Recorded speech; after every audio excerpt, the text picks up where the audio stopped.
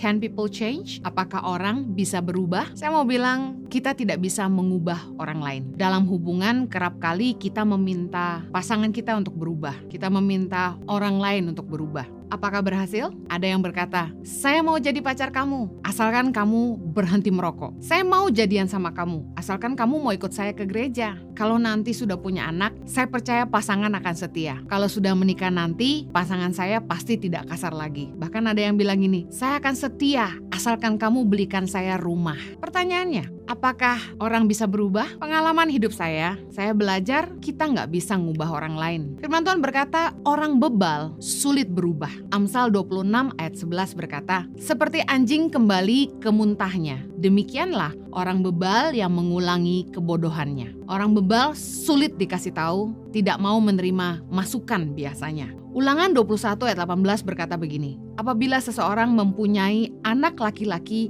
yang degil dan membangkang, yang tidak mau mendengarkan perkataan ayahnya dan ibunya, dan walaupun mereka menghajar dia, tidak juga ia mendengarkan mereka. Ada orang-orang yang memang bebal, sulit diberitahu, tidak mau mendengarkan, bahkan firman Tuhan katakan, dihajar aja tetap gak mau dengar. Tidak semua orang mudah untuk berubah. Mari kita belajar, apa sih yang bisa membuat orang berubah? 3 penyebab orang berubah. Yang pertama, berubah karena masalah. Biasanya mereka berubah karena takut. Yang kedua, berubah karena terjamah anugerah Allah, pekerjaan Roh Kudus dalam hidup kita. Yang ketiga, berubah karena paradigma, pengertian, pembaharuan akal budi. Karena mengerti, orang berubah. Mari kita perhatikan tingkah laku anak-anak balita. Ada yang cukup diberitahu dengan bahasa isyarat. Kalau cabai itu pedas, biasanya kita bilang, jangan makan, jangan pegang, pedas, huha, huha. Anak-anak yang penurut, biasanya dia akan ikut-ikutan bilang,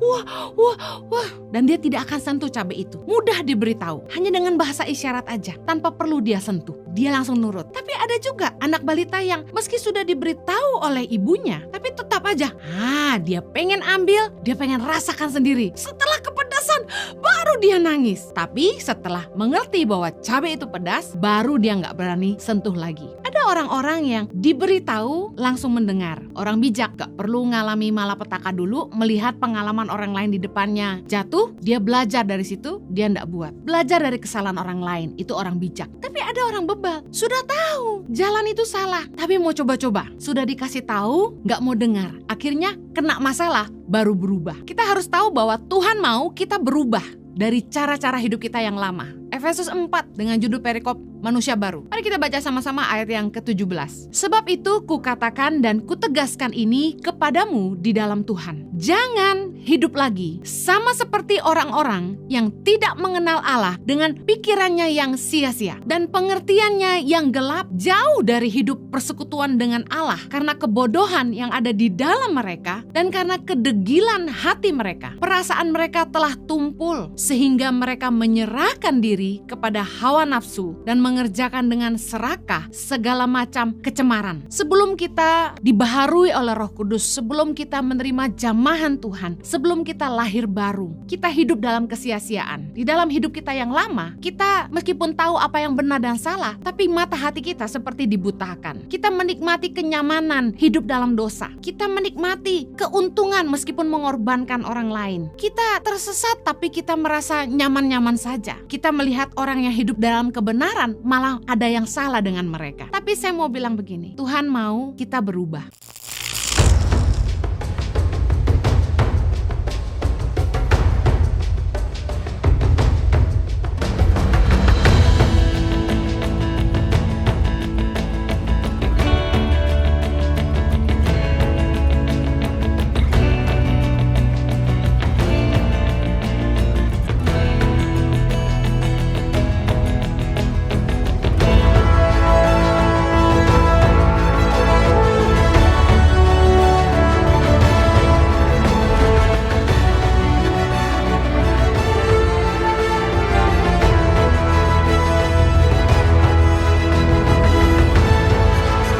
Cerita anak pedalaman dalam meraih mimpi dan mengejar cita-cita bersama Tangan Pengharapan.